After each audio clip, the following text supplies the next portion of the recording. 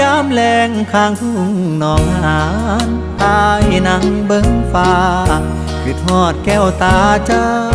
ไปสิเลยพระธาตุเชิงชุมทางข่าวผู้ผ่านบ้านเฮายังคอยเสมอใจเข้มคือเกลอแท่บ่น้องสาว